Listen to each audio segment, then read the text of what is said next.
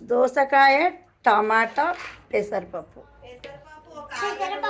ఒక ఆలు, మెంతి కూరతోటి మాది ఈరోజు కనుమ స్పెషల్ కర్రీ ఇదే. కట్టెల పొయ్యి మీద మళ్ళా రైస్, మిర్చీలు, ఆలు బజ్జీలు.